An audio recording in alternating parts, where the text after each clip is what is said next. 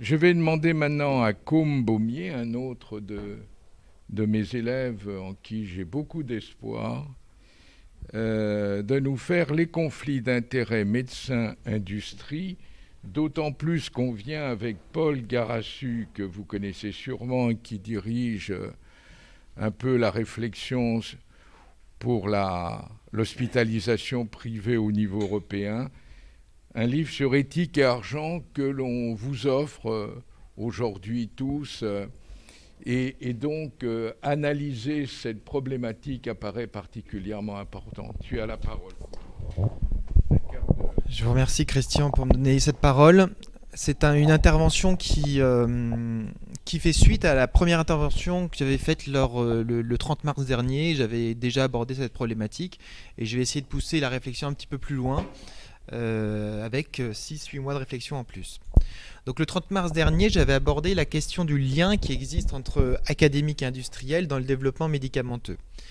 Nous avions d'abord abordé le fait que la puissance publique avait laissé le privilège du développement médicamenteux extrêmement coûteux aux industriels, que les économies faites sur le financement de la recherche publique dans la production médicamenteuse spécialement étaient une politique du moindre risque qui se payait finalement sur le prix de médicaments extrêmement chers à la fin, que l'écart d'investissement dans la recherche entre la France et les USA faisait qu'aujourd'hui il y avait presque plus aucun médicament sous brevet français qui était nouvellement validé, que la coopération publique-privée était encore un gros mot en France et que pour ces raisons,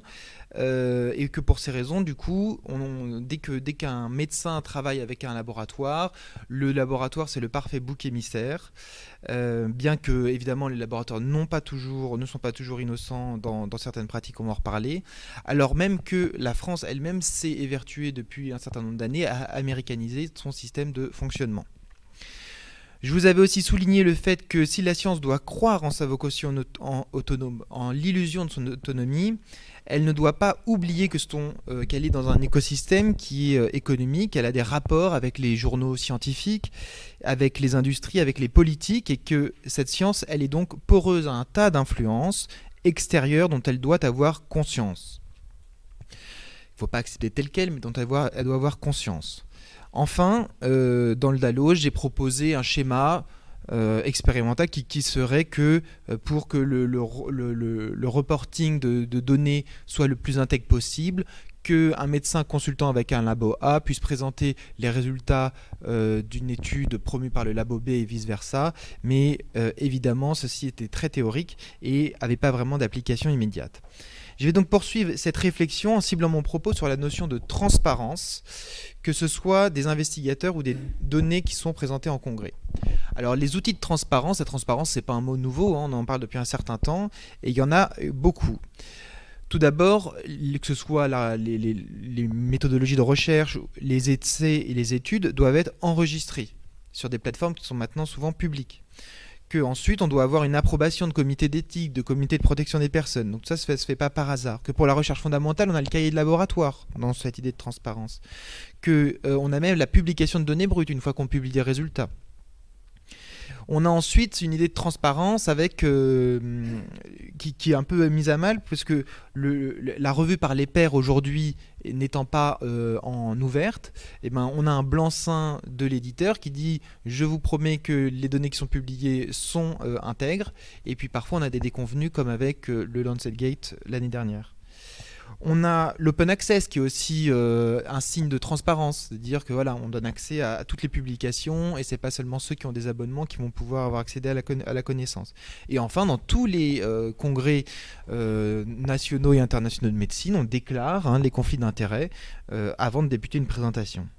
Donc la transparence, elle a été voulue par le politique en France et le législateur pensait, j'imagine, s'être doté d'une arme imparable avec transparence.gouv.fr, issue de la loi Bertrand en 2011. Cette mesure, en plus de la loi Cadeau, a permis de rassurer un tant soit peu les citoyens et de dénoncer des sommes perçues par quelques praticiens extravagants. Ceci dit, elle permet aussi, c'est un peu un thème actuel, de suivre un peu les professionnels de santé à la trace et de multiplier un certain nombre, enfin encore d'ajouter des contraintes sur ces professionnels de santé qui, à force de se multiplier, ne vont pas faire que favoriser l'échange et l'innovation. De plus, on a découvert qu'il y avait des erreurs sur cette base de données, qu'on pouvait trouver un sandwich coté à 8 000 €. Et donc, quand on s'était retourné vers transparence.gouv.fr, ah oui, c'était une erreur de virgule. Donc, parfois, il y a des données qui ne sont pas forcément vraies sur cette plateforme. Donc, je considère que cette plateforme transparence.gouv.fr est une pseudo-garantie et qu'il faut aller au-delà parce qu'elle est à des années-lumière des vrais enjeux qui sont au cœur de la relation entre académique et laboratoire. Il y a un certain nombre d'enjeux qui soient de pouvoir, d'argent, de carrière, qui peuvent expliquer le rapport entre les académiques et les laboratoires. Du côté académique, les intérêts poursuivis sont multiples. Tout d'abord, avoir des collaborations intéressantes, c'est s'assurer d'être premier auteur d'un article de référence. Bénéficier parfois de l'analyse et de la rédaction de l'article aux frais du laboratoire qui finance l'étude. Présenter des résultats en plénière dans des congrès internationaux, donc avoir une reconnaissance, améliorer ses scores quantitatifs tels qu'ils sont encore aujourd'hui présents d'évaluation du chercheur ou d'évaluation de son service par l'administration hospitalière, faire bénéficier de molécules innovantes en premier à ses propres patients, et c'est une vraie motivation, et enfin, en tant que consultant, pouvoir toucher des indemnités. A l'inverse, du côté des industriels, nouer des relations privilégiées avec les académiques, ça permet beaucoup de choses. Ça permet d'une part d'avoir une bonne analyse de la demande, du marché, pour placer des médicaments comme il faut.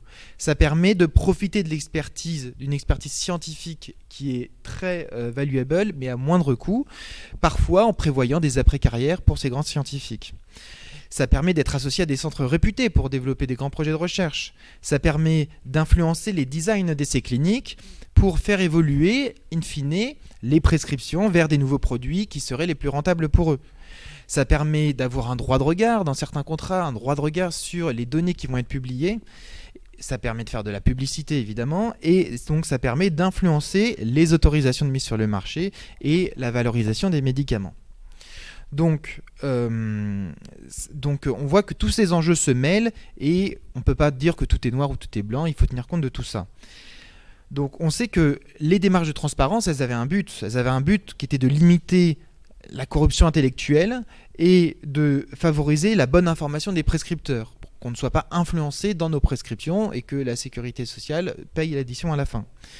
Mais il est à noter, et ça j'ai échangé avec beaucoup d'investigateurs à ce propos, que parfois, c'est pas forcément contre un avantage, un chèque, un avantage financier que les gens, que les gens peuvent être biaisés dans leur report de résultats. Il peut y avoir aussi de l'autocensure chez les investigateurs, puisque en effet, ils peuvent du coup avoir peur de est-ce que le laboratoire voudra retravailler avec moi si l'étude que j'ai faite avec eux est négative, est-ce que pour moi ce sera tout aussi positif de présenter des résultats négatifs que des résultats que je peux un peu tempérer, etc. Donc je pense qu'il y a deux grands schémas qui seraient l'alliance et la confrontation, et évidemment je pense qu'il faut l'un et l'autre pour travailler cette interdépendance. L'alliance, car le privé a besoin de la recherche publique, et ne l'oublions pas, pour trouver les nouvelles cibles thérapeutiques et utiliser de nouveaux procédés. Et que le privé permet d'un autre côté l'accès à des médicaments finis qui, a priori, sont sécurisés. Mais si les fins ne sont pas les mêmes entre académiques et laboratoires, normalement, les deux recherches publiques et privées espèrent tous les deux aboutir à l'arrivée de nouveaux médicaments qui seraient plus efficaces que les anciens. Donc c'est pour ça que l'alliance, elle a quand même un intérêt. La confrontation, elle a aussi un intérêt. Pourquoi ? Car sans confrontation, à la fin, il n'y aurait que les intérêts financiers qui finiraient par décider du sort des négociations. Cette confrontation, elle peut être asymétrique si un seul investigateur doit aller à contresens d'une campagne de communication, de multiples interlocuteurs d'un même laboratoire qui vont venir lui parler, lui envoyer des messages, etc. Pour protéger l'investigateur, il y a des éléments qui existent aujourd'hui. Tout d'abord, ce qui est très important, l'appartenance à un groupe coopérateur. Donc, dans ce cadre-là, le laboratoire va financer l'essai, c'est le groupe coopérateur qui réalise l'essai, qui recrute les patients, qui les traite selon le design qu'il aura lui-même décidé, qui va faire l'analyse de son côté avec ses propres statisticiens et qui gardera la propriété sur les données obtenues. Ça, c'est un vrai facteur protecteur. Il y a aussi du coup donc la non-divulgation des données en amont de la publication des résultats pour éviter que l'intéressé privé puisse ensuite émettre des pressions sur les personnes qui ont trouvé ces résultats. Et enfin, évidemment, l'indépendance de l'analyse statistique, j'en ai parlé. Mais cependant, de mon point de vue, il existe encore un manque de garde-fous pour les investigateurs. Pourquoi ? Parce qu'il n'existe pas d'outils pour soit éviter de résister aux pressions exercées par les représentants de laboratoire avant la publication des données qui parfois ne sont pas flatteuses. Soit éviter, soit résister à ces pressions. Et que deuxièmement, il n'existe pas de valorisation académique du bon investigateur. On ne saura jamais, à part dans les discussions privées, si quelqu'un a vraiment résisté à ces pressions ou si quelqu'un finalement s'est laissé un peu aller. Donc, ma question, est-ce qu'à la façon d'un cahier de laboratoire, il faudrait créer quelque chose comme un élément de traçabilité, un cahier de négociation pour tracer ces échanges et les pressions qui pourraient être subies ? Mais en tout cas, l'académique doit prendre conscience qu'il est aussi nécessaire au laboratoire dans la réalisation d'essais cliniques fiables que ceux-ci sont nécessaires dans le développement du médicament. Et une conscience de cette interdépendance est, dans le contexte actuel, un bon pas vers l'illusion de notre indépendance. Donc en ouverture, et je vais finir dans 3 minutes, je me dis, ne nous trompons pas de combat. L'argent donné aux médecins pour des sandwichs pris en séance de bibliographie, parce que dès 10 €, on est quand même sur ce site, des entrées ou l'hébergement que les scientifiques ne pourraient que rarement se payer pour aller en congrès, et ça, est-ce que c'est normal ? Et certes, un outil d'influence des laboratoires pharmaceutiques, mais à mon avis, est très loin des enjeux qui étaient ciblés par les lois Bertrand et la loi anti-cadeau. Donc, à savoir bloquer les biais d'information lors de la publication des données financées par l'industrie et limiter les influences dans la prescription des traitements coûteux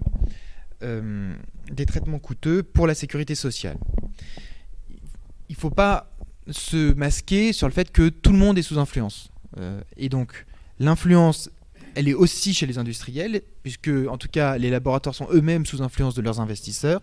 Et d'autre part, les médecins, à minima, sont aussi sous influence de leurs patients et de leur carrière. Donc, à court terme, il faudrait trouver des solutions pour un peu travailler cette interdépendance et protéger les investigateurs, pour que, finalement, les influences du côté académique soient plus fortes que celles du côté du laboratoire. Et donc, valorisation de la carrière, et donc financement de la recherche publique, et donc aide à la conception de nouvelles molécules dans le domaine public. Pour tracer les échanges entre académiques et industriels, un cahier de négociation pourrait être une piste. Et à plus long terme, et à moyen terme j'espère, c'est surtout le contexte de la recherche qu'il faudra repenser, et Eric avait entamé tout à l'heure le débat sur les brevets. Pourquoi ? Parce que nous ne pouvons plus accepter les pratiques truandes de certains laboratoires qui créent des pénuries artificielles pour négocier des tarifs à la hausse. Parce que nous ne pouvons plus accepter la dépendance totale de nos pays occidentaux en Europe vis-à-vis de la Chine, de l'Inde et du Brésil pour la production des matières premières de médicaments. Et en cela, la crise Covid a vraiment ouvert les yeux de nos politiques et on espère que ça va vraiment porter des fruits. Nous ne pouvons plus non plus accepter que les chercheurs ne gagnent pas leur vie pour pouvoir se rendre de manière autonome en congrès par leurs propres moyens. Nous ne pouvons plus accepter les très lourds mécanismes réglementaires qui inhibent l'innovation thérapeutique made in France.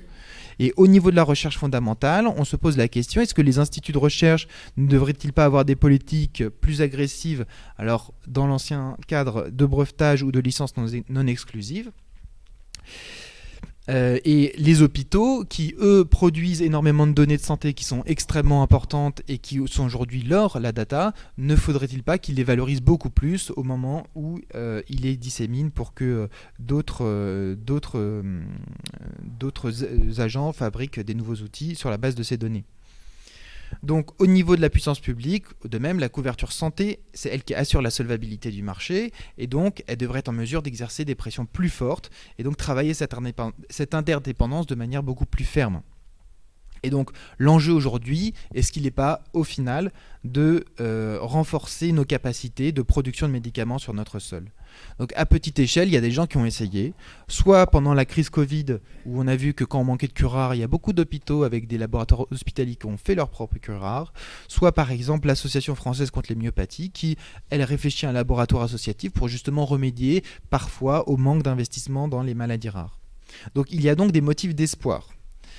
Motif d'espoir. Premier, c'est qu'il y a une multiplication des groupes coopérateurs pour conduire des essais cliniques multicentriques de grande envergure qui soient académiques avec une analyse des données indépendante. Deuxièmement, qu'il y a une prise de conscience réelle par les scientifiques français qu'ils ont les capacités de développer de nouvelles molécules sur notre sol. Et troisièmement, une prise de conscience par les politiques que relocaliser une production médicamenteuse en France serait extrêmement bénéfique. Et je crois que c'est un sujet qui devrait être de première importance alors que 2022 arrive. Je vous remercie.